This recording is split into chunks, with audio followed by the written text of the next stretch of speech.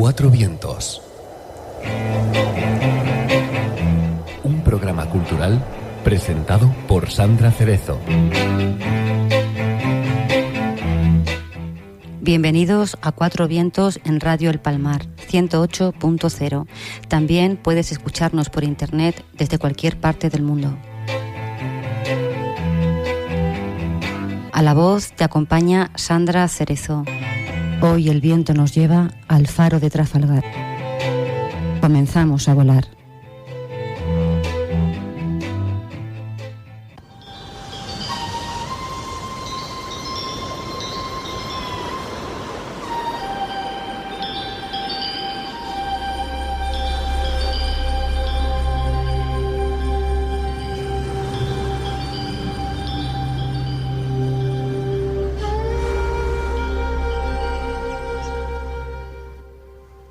El faro, una torre luminosa que sirve de guía al navegante. Yo soy la luz del mundo. El que me sigue no andará en tinieblas, sino que tendrá la luz de la vida.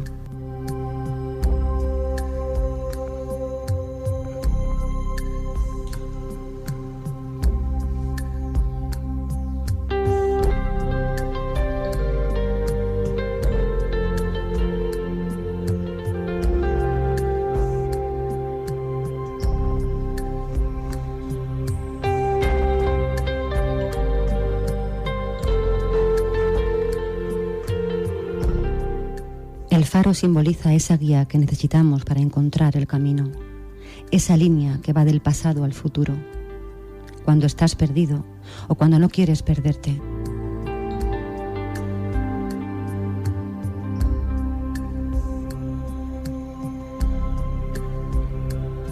El faro simboliza tu fuerza interior, es quien te alumbra.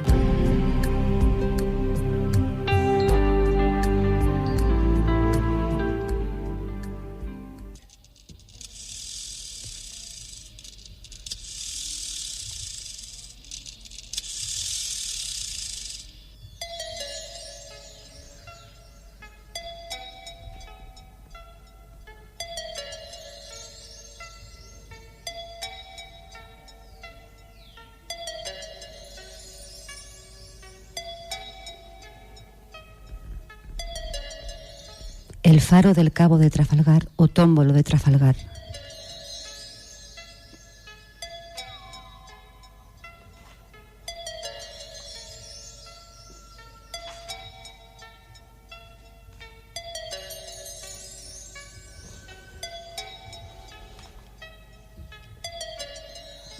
Caños de Meca, 34 metros de altura de una torre troncocónica, blanca, situada en el mismo borde del mar, construida en 1860 y reformada en 1929. Un lugar sin igual, donde el viento siempre está presente y el mar baila a su compás.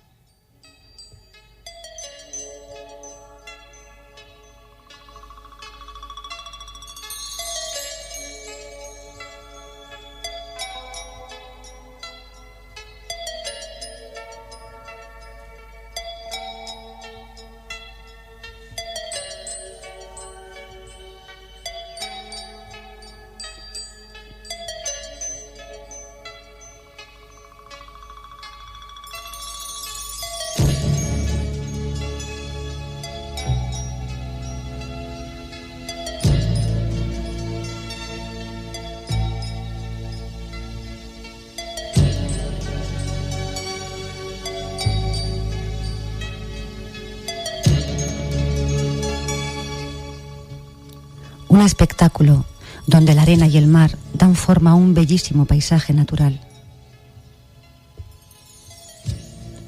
Hallábase la barca de mi alma, azotada en un mar de tempestades. El oleaje de las dudas insaciable me azotaba, y su espuma blanca se esfumaba entre las sombras. Era la noche tan oscura y tan negra, sin estrellas, sin luna, sin cometas, solo tinieblas impalpables, confundiendo la mar, el cielo y la tierra. Y tú te alzabas entre áridos escollos, mientras las crestas de las olas te abatían.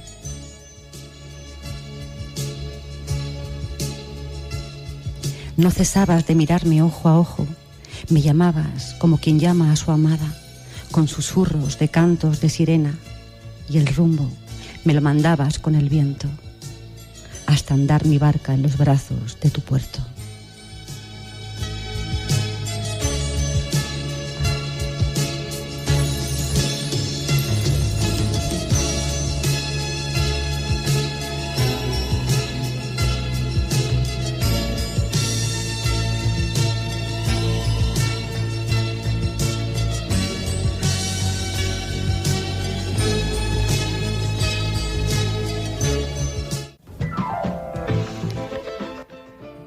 La luz es música.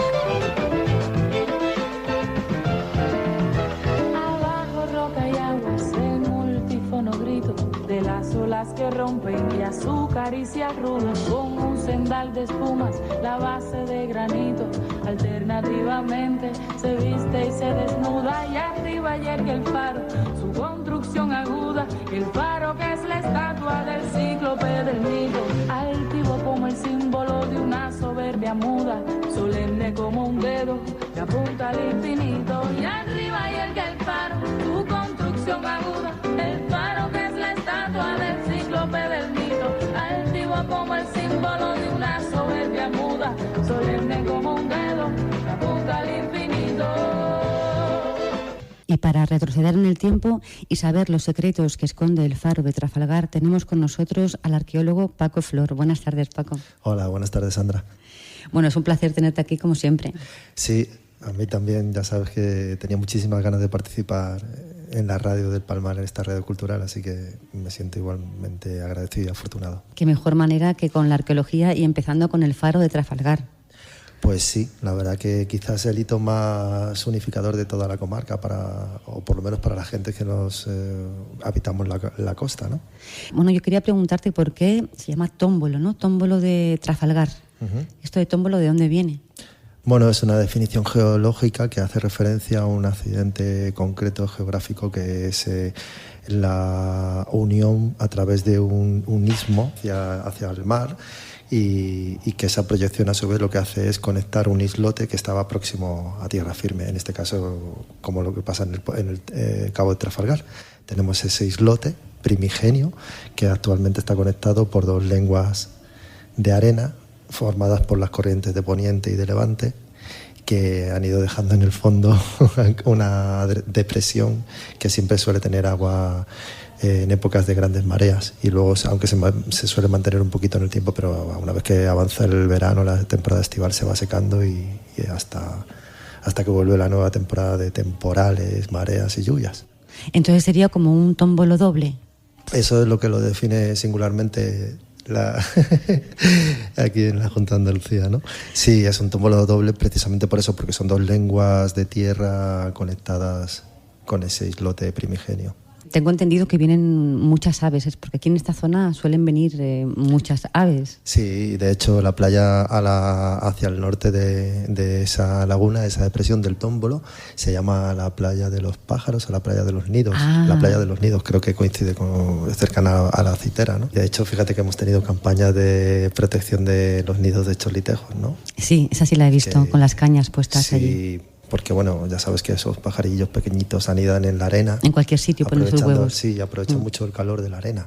Son muy bonitos estos pájaros cuando corren. Parece que a mí por la noche me parece a veces que desaparecen como en la bruma.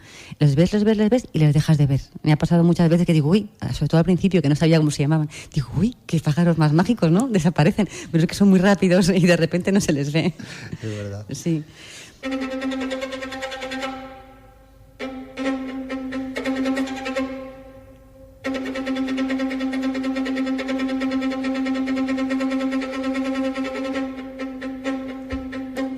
Porque el faro de Trafalgar es sobre todo conocido por la batalla de Trafalgar, ¿no? Esta es la música de Boccherini que me ha seleccionado para este momento. ¿Y qué nos puedes contar sobre esta batalla famosísima? Bueno, pues lo que podemos contar de la batalla en verdad ocuparía más de un programa seguramente, y además creo que ya está bastante conocido por la gran mayoría de las personas. Es una batalla que cambia radicalmente el escenario de poderes mundial, coincide con el final, o marca el final, o la puntillada final del Imperio Hispánico, que sabíamos que era un imperio caracterizado porque el sol nunca se ponía, ¿no?, en esos territorios hispánicos de la corona hispánica. Importante tener este dato muy claro. Y el auge o consolidación del Imperio Británico. La derrota de la Armada Combinada franco-hispana pues marcó el final. Aparte anticipó ya también el final o la derrota del tiempo de Napoleón. El tema de que el sol nunca se ponía, eso es porque tenían tanto terreno, ¿no?, que siempre había algún lugar donde había sol. Sí, bueno, teniendo en cuenta la base de la esfericidad del planeta Tierra, tener territorios en posesión a lo largo de todo el orbe, pues en todos los océanos y mares, ¿no?, en tierras del Caribe, América del Norte, América del Sur, el Pacífico, pues hizo que el Imperio Hispánico pudiera acuñar esa frase, ¿no?, de que nunca se ponía el sol, en verdad. Claro, siempre podías estar recorriendo el orbe continuamente por territorio hispánico y siempre podrías estar viendo el sol, si fueras a la velocidad del sol, claro. El tema de la batalla de Trafalgar, tengo entendido que es verdad que le ha dado nombre al faro de Trafalgar, pero que es una de las cosas más pequeñas en realidad que ha pasado dentro de toda la historia, aunque fuera una cosa grande, pero una de las cosas más pequeñas y se ha quedado ya con el nombre para siempre de Trafalgar. Sí, bueno, el Cabo de Trafalgar lo que hace es dar ese hito de posicionamiento geográfico con el que referenciar la batalla. La batalla se produce bastantes millas hacia el interior de la costa, pero a la altura del Cabo de Trafalgar. Pero sí, la verdad que es una pena porque al final, por un lado es verdad que ha tenido una trascendencia pues internacional y mundial de esta historia, ¿no?, y de lo que conllevó, ya lo hemos mencionado, y de lo que consigue conllevando a día de hoy, pues por ejemplo a nivel turístico, ¿no?, de paladear las reminiscencias de aquella batalla. La placa conmemorativa que hay allí, por ejemplo, de Pérez Galdós, ¿no?, sobre un libro que escribió que se llamaba Trafalgar. Y este libro, era una parte de una colección de libros que él escribió sobre la historia de España. Sí, bueno, España nace en el siglo XIX como concepto nacional a partir de la proclamación de la Constitución de Cádiz, y Benito Pérez Galdós pues ya hacia mediados del 19 se lanza primero con la obra de Trafalgar, que fue el preámbulo, el preludio o el primer capítulo incluso de esos episodios nacionales, que fue la continuación de esa historia de España que él escribió, que fue una narración de todos los hechos que acontecieron a lo largo del siglo XIX. Él empezó a escribir a finales del XIX, pero hizo un buen trabajo de investigación y recopilación de fuentes incluso primigenias, de algunos datos orales de personas que vivieron esos acontecimientos, incluido la batalla de Trafalgar. Y pues una obra magistral de la literatura española. En este libro de Trafalgar, el protagonista de esta historia se llamaba Gabriel, y entonces nos cuenta Galdós cómo este chico, cuando era pequeño, vive desde dentro de la batalla de Trafalgar en el buque de la Santísima Trinidad. Sí. Y luego he apuntado aquí una frase del libro que, como explica Galdós, batalla, que dice así, la sangre corría en abundancia por la cubierta y los puentes, y a pesar de la arena, el movimiento del buque la llevaba de aquí para allá. Algo un poquito sangriento, ¿no? Pues muy, muy, muy sangriento. La batalla de Trafalgar supuso de verdad un derramamiento bestial de sangre. De hecho, fíjate que hasta las enfermerías de los barcos de aquella época tenían el suelo pintado de rojo para disimular un poco con el color de la sangre que se iba a verter en el momento de ser usados. Ah, mira, qué práctico. Gabriel vivía en Vejer antes de embarcarse en la Santísima Trinidad. ¿Sí? ¿Te lo leíste el libro? Sí, me lo leí, sí. Pues además hay una plaquita, ¿verdad?, allí en el faro de Trafalgar, en una piedra, de un texto de Galdós.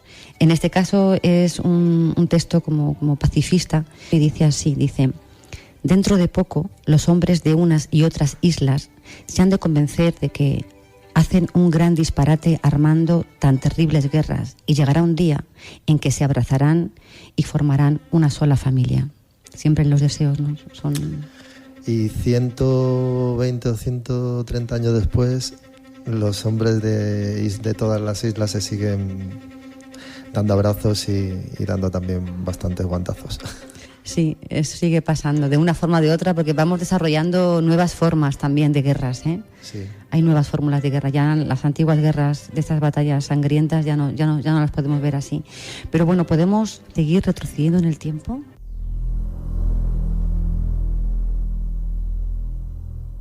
Algo ocurrió en Lisboa en 1755, el 1 de noviembre a las 10 de la mañana.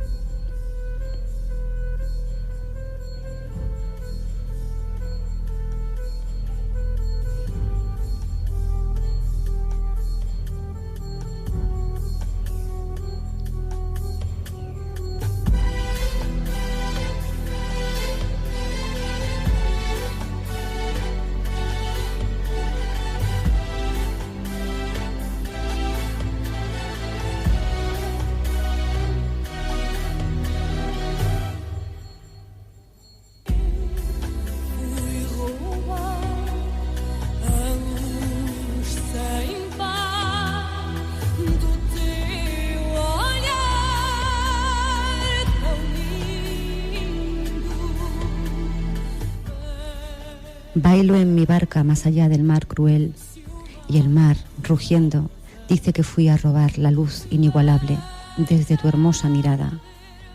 Ven a saber si el mar está bien, ven aquí a ver bailar mi corazón. Cuéntanos, Paco, ¿qué pasó en Lisboa? Pues pasó que la tierra rugió, bueno, en verdad, materializado en un punto de fricción y de unión que es la falla de las Azores, que se desarrolla más o menos en dirección este-oeste a lo largo del Mediterráneo, sobre todo en el punto de unión entre África y Europa, ¿no? En este caso entre África y la península ibérica, y que está en continuo movimiento. Es una zona de muchas tensiones energéticas, geológicas, y la Tierra suele generar ese tipo de movimientos periódicamente. Casi se puede establecer una periodicidad entre 200 y 500 años. Geológicamente, a partir de los estudios de los últimos 20 o 30 años, se ha podido determinar que al menos desde hace unos 2.500 años se han producido unos 20 maremotos con su tsunami correspondiente. Se cree que el de Lisboa, que se produjo también en esta falla, pudo ser el que causara una de las olas más destructivas, pero bueno, como te digo, están atestiguados al menos 20 tsunamis desde hace, bueno, eso, entre 2.000 y 2.500 años más o menos. ¿Y este fue el tsunami que llegó hasta aquí? Este tsunami llegó hasta aquí, barrió toda la costa atlántica suroccidental de la península ibérica, incluyendo, por supuesto, las tierras de Portugal y las tierras de España, y también la fachada noroccidental africana, Marruecos principalmente. Se sintió, creo que hasta Málaga. El estrecho de Gibraltar en sí hizo como de barrera, de contención, pero bueno, y en esta zona en concreto de la costa en la que habitamos, pues fue una de las zonas que más se vio afectada por la gran ola. Llegó a cubrir tierras que se situaban por encima de la cota de 8 a 10 metros sobre el nivel del mar. Es decir, que el Cabo de Trafalgar pues se vio también súper afectado por ese tsunami. De hecho, en las últimas investigaciones geológicas que se han acometido en la primera década del 2000, pusieron de manifiesto que gran parte de los grandes bloques que se ven hacia mar adentro, pero en el borde externo del Cabo de Trafalgar, debieron de ser arrastrados por el tsunami del 1755. Bueno, aquí la verdad es que hay cursos para el tema de las grandes olas, por si acaso vienen. ¿Cuánto tiempo te dan para...? Porque creo que se sabe con anticipación, por lo menos una hora antes, me parece a mí, que se puede avisar y que te da tiempo más o menos a irte nada más, ¿no? Pues eso está en fase, creo que de estructuración, de creación, de consolidación de un sistema de balizas marinas que puedan detectar y avisar en tiempo real a todas las poblaciones que podrían ser afectadas por ese tipo de olas. Pero a día de hoy creo que todavía no está consolidado ese sistema. Podríamos tener un margen de entre media hora, una hora, más o menos, desde que se produjese el temblor potente, ¿no? El maremoto. Bueno, pues mientras no lleguen, aquí estamos disfrutando de este lugar y esperamos que sea para mucho tiempo. Pero de momento podemos seguir retrocediendo en el tiempo de esta manera. Sí.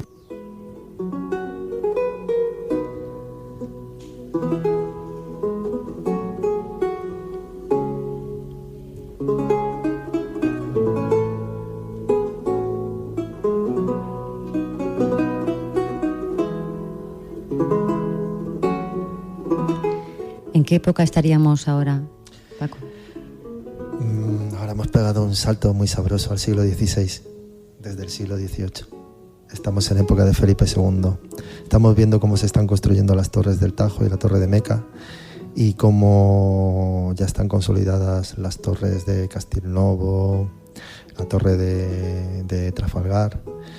Es un complejo de torres que está surgiendo y desarrollándose por la costa porque existe un peligro latente muy importante, que es el peligro de los piratas berberiscos, que a su vez son acólitos del gran imperio otomano que está acosando al otro gran imperio que está surgiendo en ese momento, que es el imperio hispánico, del que hace un ratito hemos venido en su fase de decadencia, pues ahora hemos llegado a su fase de esplendor. ¿Y de esta época podemos contar algo más o seguimos? Sí, esta época nos llevaría también 4 o 5 capítulos, pero rápidamente te podría decir que, aparte de las torres de vigilancia, que cumplieron varias funciones, no solamente sirvieron como torres de vigilancia, sino también como torres para desarrollar las artes de la almadraba, porque servían de torres de avistamiento para la llegada de los atunes. Aquí tenemos torres promovidas por la monarquía, y las torres promovidas por la Casa Ducal se diferencian en algo básico. Las de la monarquía son de forma troncocónica, base circular, ¿no? o oval, y las de la Casa Ducal tienen todas forma cuadrangular, como por ejemplo la torre de Trafalgar, de la que estamos hablando hoy. Esa fue construida por el duque de Medina Sidonia. Entonces, aparte de decir barco a la vista, se decía atunes a la vista, me imagino, ¿no? Seguramente, ¿no? Sí. Y orcas igual también. Claro. Y otra cosa de ese siglo que es también bastante significativo, es que no solamente de atunes vivió la Casa Ducal y la monarquía, sino que también, bueno, por supuesto, de comercios. Y en la zona del propio tómbolo de Trafalgar tenemos la constatación de algo que también se explotó con bastante intensidad a lo largo de esos siglos, que son las canteras de piedra, en este caso de la piedra ostionera, que es una piedra muy usada para la construcción desde la antigüedad y que también estaban bajo el poder de la Casa Ducal de Medina Sidonia. Y bueno, tenemos restos de extracción de piedra de molino, alguna piedra de molino que ha quedado tirada por el cantil del tómbolo. Bueno, pues algún día me enseñarás una de estas piedras que yo no he visto en el faro de Trafalgar. Sí, porque una ruta por el faro de Trafalgar, ¿hay rutas o tú sabes o tú las haces? Pues te pregunto, por si acaso. Sí, rutas. Bueno, a día de hoy realmente no sé si alguien está haciendo rutas. Yo en su momento he hecho alguna vez rutas y bueno, sí que me consta, por supuesto, que en todas las guías turísticas de la zona, en páginas web de los ayuntamientos, web oficiales, siempre se indica como un punto a visitar y forma parte de algunos recorridos de senderos senderísticos de la zona también. Lo que pasa que creo que todas esas guías adolecen de información como para poder sacarle verdaderamente partido a la visita del Cabo de Trafalgar.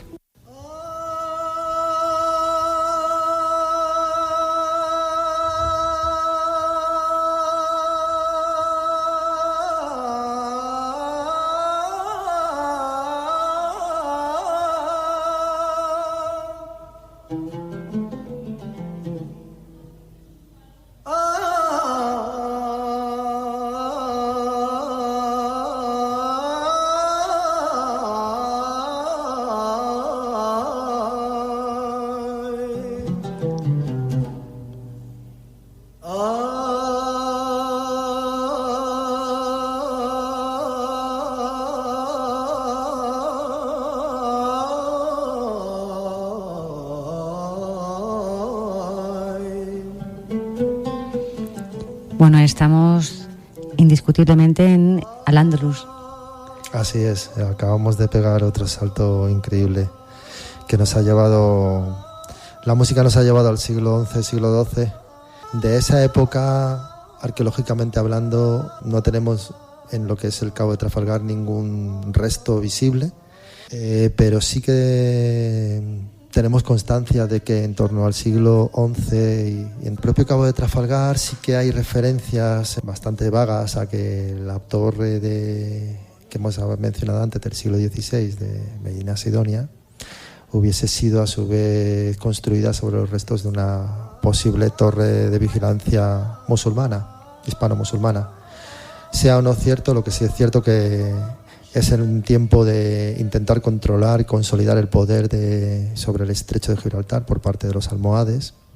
Las comunicaciones marítimas estaban pues totalmente condicionadas por la navegación de cabotaje, así que era esencial también tener controlados los puntos geográficos, topográficos, que fueran esos hitos, esos faros para la navegación.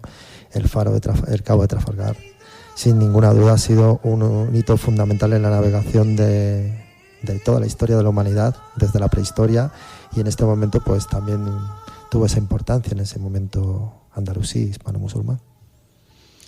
La navegación, ¿has dicho cómo la has llamado la navegación de cabotaje? Navegación de cabotaje. ¿Puedes explicarnos? Significa que hay que navegar continuamente con la costa visible para poder tener esas referencias que te sirvan, como te decía, de hitos, de balizas, para saber por dónde ir navegando mejor, más seguro, para evitar, por ejemplo, tú sabes que en la zona del Cabo de Trafalgar existe una mar adentro, hay una zona rocosa que se conoce como aceitera, ¿no? Sí.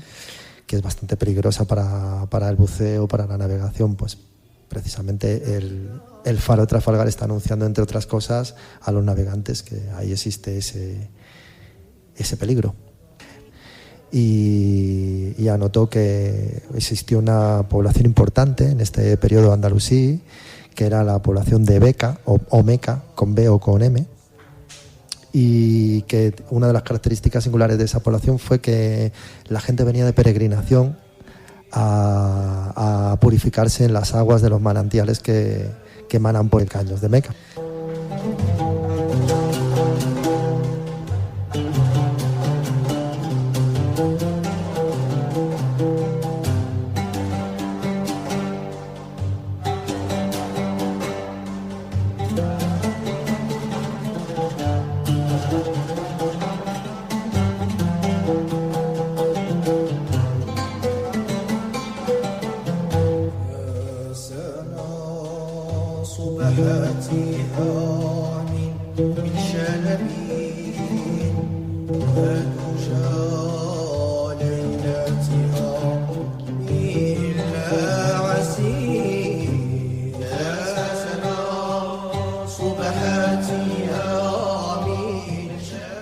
Y de esta época, entonces, ¿tenemos algo más que añadir?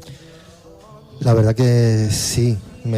Me parece importante tener en cuenta que es un momento de la historia de la humanidad en el que uno de tantos momentos en los que el estrecho de Gibraltar no ha sido una frontera, sino ha sido un punto de unión, punto de paso también de esas rutas comerciales entre el Oriente y el Occidente, a través del Mediterráneo.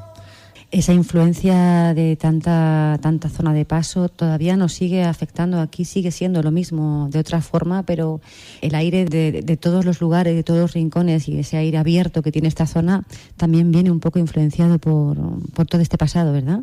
Ya ves, bueno, fíjate si o el calificativo que tiene esta zona, ¿no? Lo de tunantes. Sí. Tunantes que eran los atuneros y tunantes que hoy por hoy somos la gente que vivimos aquí. Muy bonito eso, todos tunantes, me gusta. Vamos a seguir retrocediendo un poquito hacia atrás.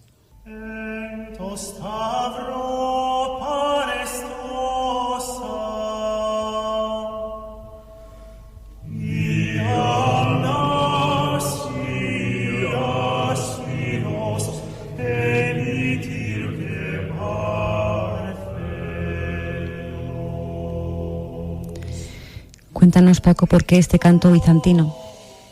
Pues porque hoy he querido abogar por algunos de los protagonistas de la historia que han sido apartados de ella injustamente, en pos de poner en solfa a otros que también, por supuesto, que tienen sus méritos para estar donde tienen que estar, ¿no? Siempre de Al-Ándalus damos un salto a través del reino visigodo y de ahí enlazamos con el mundo tardo antiguo, tardo romano, bajo imperial, imperio romano. En este viaje hacia atrás, en un viaje hacia adelante, pues haríamos obviamente el otro cauce, ¿no? Roma, visigodos y Al-Ándalus. Pero en la península ibérica y justo aquí,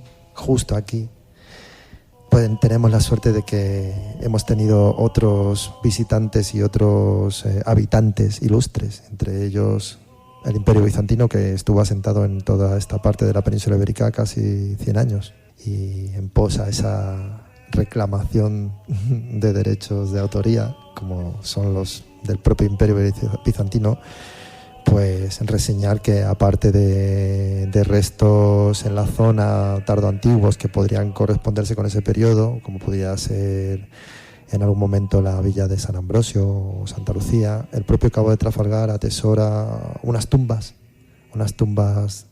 orientadas este-oeste. Estas tumbas se suelen dar a partir de la implantación del mundo cristiano en el mundo tardo antiguo, tardo romano, bajo imperial, es como denominamos los historiadores a ese periodo de la historia, en torno al siglo III, siglo VI, más o menos. ¿Y cómo son las tumbas? ¿Se pueden ver a simple vista? ¿Hay que buscarlas mucho?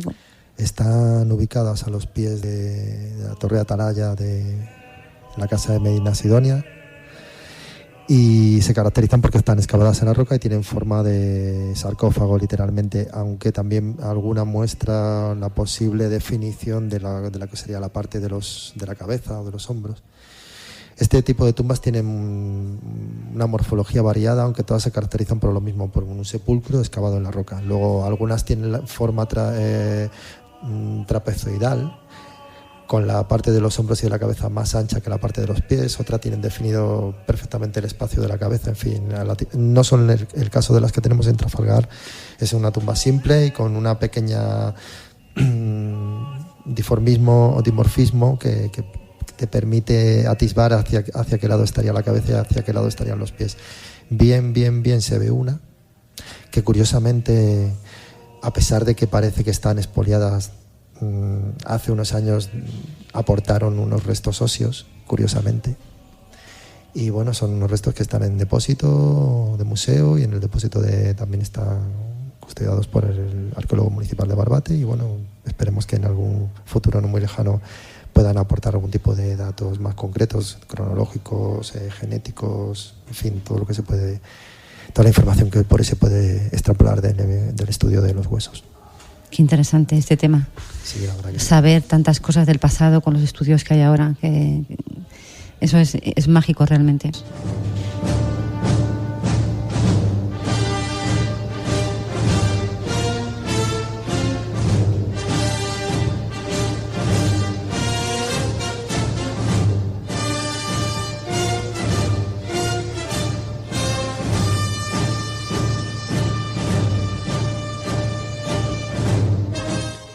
Y como todos los caminos llegan a Roma, creo que a Roma hemos llegado, ¿no, Paco?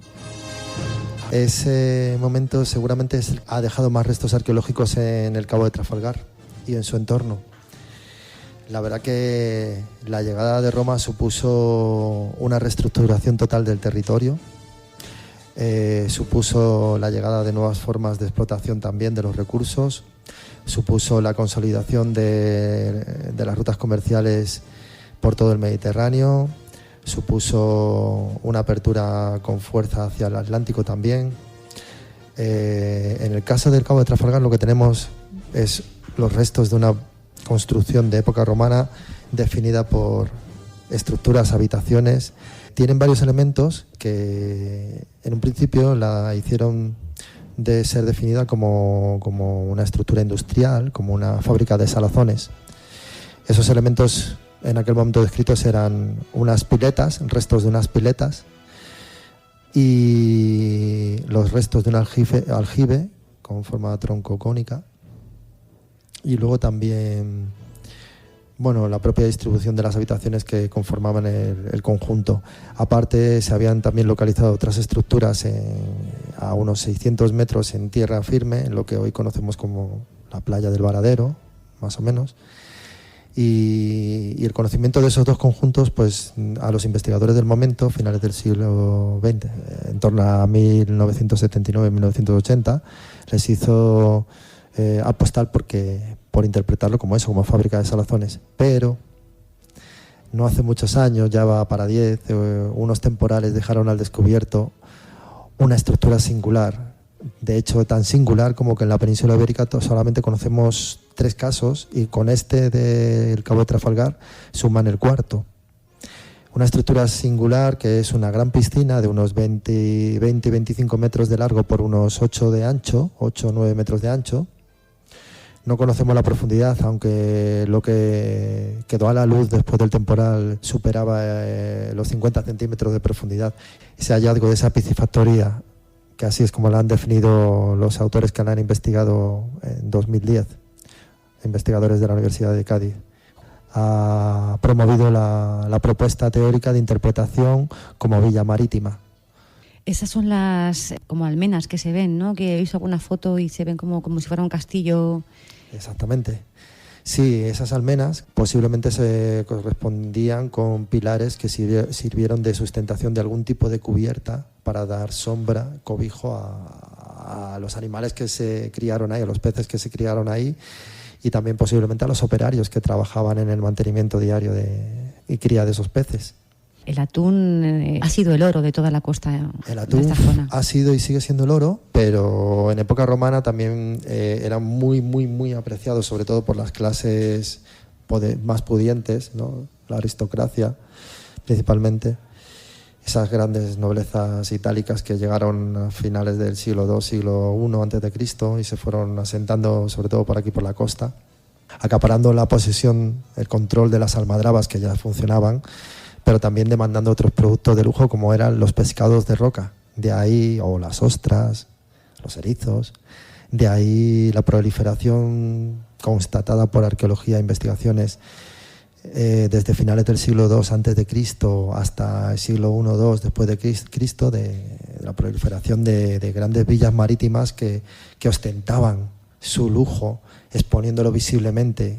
Si esta teoría se correspondiese con la interpretación de lo que hoy por hoy vemos en el Cabo de Trafalgar, estaríamos viendo un ejemplo más de ese tipo de construcción ideológica, ¿no? De una construcción señorial que está expuesta en un sitio, en un promontorio bien visible para todo el mundo, que controla, por supuesto, su área de influencia, que incluía los puertos naturales y las almadrabas, y que además se abastecía de productos de lujo, que se permitía el lujo, nunca mejor dicho, de poder criar para el autoconsumo en sus propias infraestructuras hidráulicas, que conllevaban un gran esfuerzo en la construcción, porque esa piscina está labrada literalmente en la roca.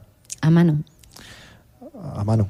A mano nos imaginamos que es a mano, pero bueno, también tendrían herramientas que sí, claro, con picos de hierro y cinceles y martillos, por supuesto que sí, y niveles de agua, y, o sea, la tecnología, la arquitectura, los conocimientos arquitectónicos en aquel momento ya eran muy avanzados. Pero sí, efectivamente, a mano. No existían martillos hidráulicos ni hormigoneras. Claro. Y bueno, ¿y qué más nos puedes contar de esta época? Que era la de mencionar por qué se llama Trafalgar. ¿Por qué se llama Trafalgar? Bueno, se llama Trafalgar porque es el promontorio de la cueva, o la roca de la cueva. En este caso... Que había una cueva debajo, ¿no? Eso es. Suponemos que tuvo que haber una cueva muy visible o bien visible desde el mar, y por eso en época hispano-musulmana se le denomina, o se le da esa denominación topográfica, ¿no? Trafalgar. Hay una cosa también muy importante que se nos está escapando, es mencionar de esa época al promontorio Unionis, ¿no? Claro, este promontorio que a mí me llama mucho la atención y para mí es muy, muy especial. Sí, cuéntanos sobre este promontorio. Se menciona, ya lo mencionan los autores clásicos griegos, Avieno, por ejemplo, hablan del promontorio Unionis, y se ha querido asociar al Cabo de Trafalgar con el promontorio Unionis, y ya por ende se ha querido ver un templo a Juno, a Unionis, en ese promontorio, pero Las referencias antiguas, hasta donde llegamos o hasta donde llegan mis conocimientos, solamente hacen mención a un promontorio Unionis, que desde luego promontorio sería una definición perfecta para lo que es el islote de Trafalgar. Juno es una diosa, ¿sabes qué es la diosa Hera? Sí, Juno, a mí lo que me llama la atención es que sea un nombre masculino y que luego sea una diosa. Juno viene de una diosa griega que se llamaba Hera, ¿es así? En el caso de Juno, al igual que ocurre con tantísimos dioses del panteón romano, son transposiciones del panteón helenístico griego. De hecho, para los romanos ese panteón era como un panteón de mucho más prestigio, ¿no? Y Roma se caracteriza por el sincretismo, por asumir deidades, por ejemplo, en el caso de los dioses, ¿no? Deidades de los territorios conquistados, asumirlas como propias, a lo mejor cambiando el nombre, pero manteniendo los atributos de veneración para que las poblaciones conquistadas tampoco perdieran ese desarraigo. De alguna manera respetaban eso. El cristianismo, desde luego, sí que ha sido continuador de ese modus operandi del Imperio Romano. Y seguimos teniendo infinidad de santos y de santas, de vírgenes. Sí, tirando de los hilos de los santos y de las vírgenes, se llegan a los mismos lugares al principio de la historia, que todo viene de lo mismo. Eso me parece muy interesante. He estado mirando un poco porque a mí lo de Juno siempre me llamó mucho la atención, y viendo que venía de la diosa Hera, que es la diosa de la fertilidad, del matrimonio, ¿no? Uh-huh. Pues me he encontrado con la historia muy humana, de que los griegos siempre son así como muy humanos para contar sus mitos, de la historia de Zeus y Hera, que bueno, resulta que Zeus estuvo 300 años conquistando a Hera. Ya es tiempo, ¿no? Hay que tener paciencia también siendo un dios para conquistar a algunas mujeres, y después cuando ya la conquistó, pues parece ser que tenían muy mala relación porque Zeus era muy mujeriego. Entonces pues Hera se dedicaba a maltratar a las amantes de Zeus. Esa es la historia griega, pero a mí me gustaría retroceder más en el tiempo y ver de dónde viene Hera, ¿no? Porque si sigues retrocediendo, al final llegas a los mismos lugares. El otro día, hablando aquí también de la Virgen que hay de las virtudes en Conil, es morena. Tirando del hilo llegué a Isis también, y al final viene todo de lo mismo, de la diosa de la naturaleza, de allá de los tiempos infinitos donde la naturaleza era la protagonista de los dioses y de las diosas. Entonces, bueno, pues nada, quería resaltar esto porque esta zona sí que tiene puntos estratégicos donde bueno, entre el templo de Juno y la Virgen Morena, que el otro día vi que estaba en Conil, que es para rescatar y tirar de los hilos. Bueno, en el caso de Juno tendríamos que rescatar algo más importante con respecto al promontorio Junionis, que es su ubicación. ¿Por qué llamarle el promontorio de Juno a ese promontorio en concreto, a ese islote? Por supuesto, de momento no existe ningún documento que nos dé respuesta a esta pregunta, pero por comparación, por investigaciones, tirando de esos hilos, como tú dices, sí que podemos ver claramente que Juno tiene más atributos. Entre otros, es una diosa infernal, es una diosa del ultramundo también, y también es una diosa de las navegaciones, de los viajes. Entonces, claro, ya viendo que ese islote tiene una total connotación viajera, desde el punto, es el hito de referencia de navegación más importante, después posiblemente del estrecho de Gibraltar. Eso, como te digo, Gibraltar, Cabo de Trafalgar, y después ya tendríamos Santipetri, y después ya tendríamos Cádiz. Y ese recorrido, lo que también está marcado, jalonado sabemos por fuentes antiguas y además por restos arqueológicos, por santuarios que sirvieron no solamente de punto de hito para la navegación, sino además de lugar de ofrendas, de lugar al que llegar y decir: he llegado hasta aquí, gracias, y espero que me dejes llegar hasta mi casa o llegar a donde vayamos.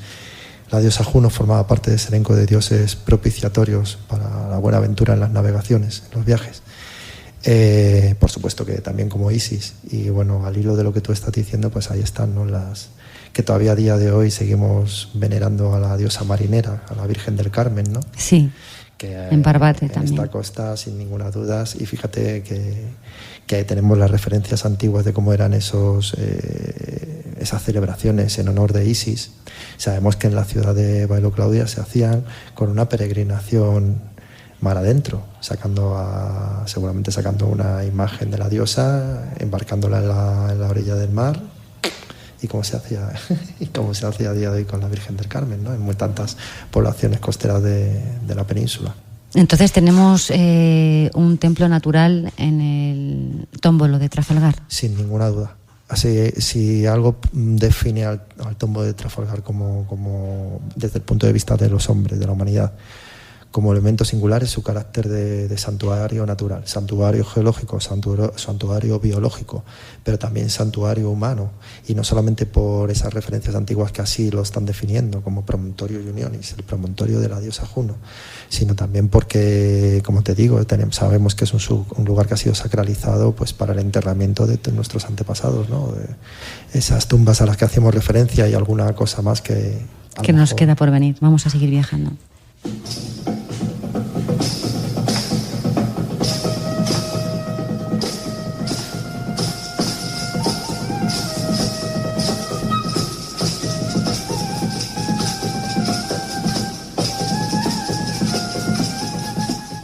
¿Y ahora dónde estamos? ¿En qué época estamos?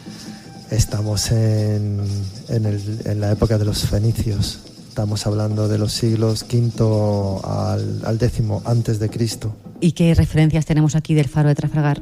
De época fenicia ya no tenemos, hasta el día de hoy, conocido ninguna referencia. Quizás algún ancla de piedra, quizás algún betilo. ¿Qué es un betilo? Un betilo es una piedra con forma oval, alargada, como si fuese un menhir, pero básicamente es una piedra que se le da un carácter sagrado, a la que se venera porque representa a la deidad, al dios.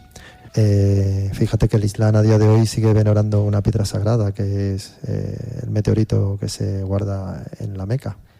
¿Podemos presuponer que en el Cabo de Trafalgar hubo algún tipo de asentamiento fenicio? Sí, sin ninguna duda. ¿Por qué? Pues porque los fenicios, en su modelo de implantación por el Mediterráneo, especialmente aquí en la península ibérica, siguieron un patrón muy marcado. Erigieron puntos cercanos a la costa, promontorios, islotes, pequeñas ínsulas, pequeñas penínsulas o pequeños tómbolos o grandes tómbolos, en los que asentaron núcleos que sirvieron como de lanzadera para su integración en el entramado sociocultural y económico del mundo indígena.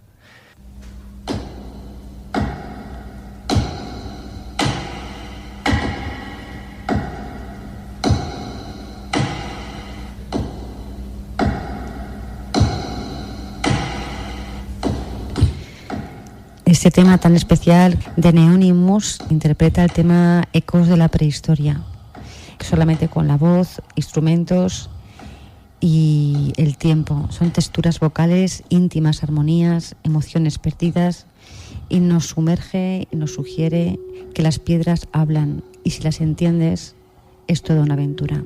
¿Qué nos puedes contar, Paco, sobre las piedras del faro de Trafalgar?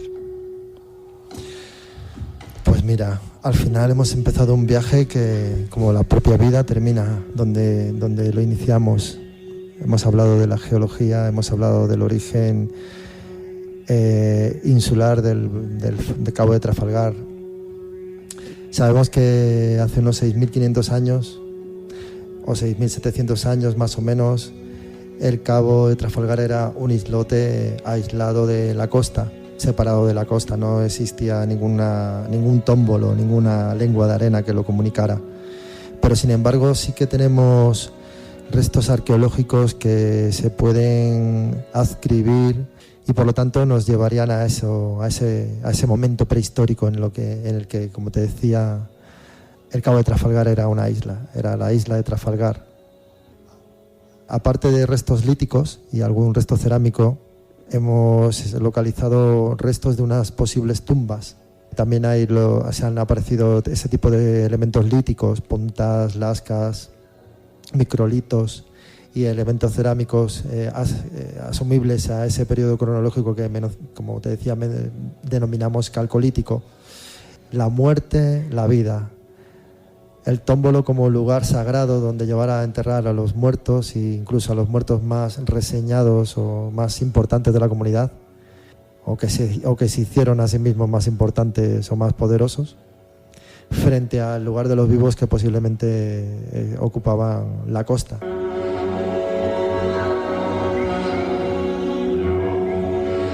Y después de este largo recorrido por el faro de Trafalgar, vamos a volver al presente, donde tengo entendido que en el año 2015 querían hacer un hotel y un centro de interpretación y le concedieron la explotación del proyecto a una empresa alemana. Pero por alguna razón la Dirección General de Sostenibilidad de la Costa del Mar pues dictamina que no era posible abrir el hotel en estas instalaciones y por un tema del INDES, y esta decisión hacía inviable la instalación hotelera, aunque sí querían plantear un nuevo concurso público sin su uso hotelero, pero sí como un museo. ¿Cómo te parece este tipo de explotación en el Tómbolo? A medio y largo plazo, las apuestas por calidad, y creo que vivimos en un país con una sociedad a día de hoy, por suerte, muy formada, pero totalmente menospreciada o infravalorada y, sobre todo, infrautilizada. Un país que ha apostado por una economía del pelotazo y que afecta directamente a todo nuestro patrimonio. Dejando a un lado esta tendencia que tenemos ahora mismo de monopolizar todo y llevárnoslo a sacarle dinero, porque respetar el paraje natural únicamente como sensación, eso sí que no tiene precio.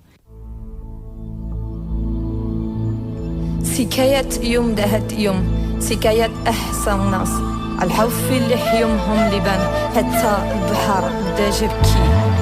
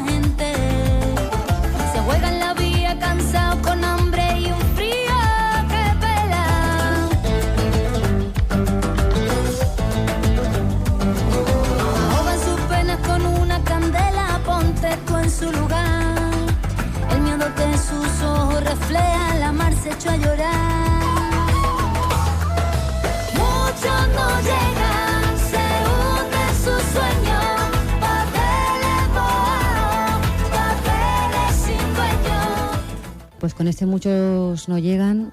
Nos despedimos de Paco Flor. Pues ha sido un placer, Sandra, este viaje contigo a lo largo del tiempo y con unas paradas muy, muy bonitas, la verdad. De la mano de un arqueólogo y de un historiador, los paisajes también cobran otro significado. Muchas gracias. A ti, Sandra. En los alrededores del faro la música continúa como continúa la vida, porque es singular de este lugar que podamos pasar en pocos segundos de la naturaleza más solitaria a la fiesta nocturna. Subiendo para abajo, bajando para arriba, perdiendo imperdibles que tú no querías, que a gusto en tu colchón, bañado en sudor. ¡Vámonos, vámonos! Me encuentro a la luna que estaba dormida, estas no son horas, pregúntale al día qué vamos a hacer hoy, para darle color. El chipirón, todos los días sale el sol, chipirón, todos los días sale el sol, chipirón, todos los días sale el sol. El chipirón, todos los días sale el sol, chipirón, todos los días sale el sol, chipirón, todos los días sale el sol. Hoy en día los visitantes del faro de Trafalgar no sabemos nada de estas historias, y después de dar un paseo solitario y percibir esa inmensidad de la naturaleza y la luz del faro, se produce una corriente hacia nosotros mismos y sentimos paz en el camino.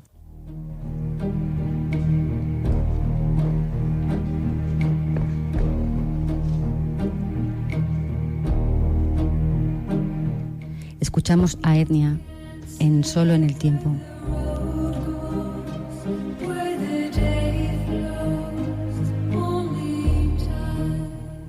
¿Quién puede decir a dónde va el camino? ¿Dónde fluye el día? Solo el tiempo. ¿Y quién puede decir si tu amor crece como tu corazón eligió? Solo el tiempo.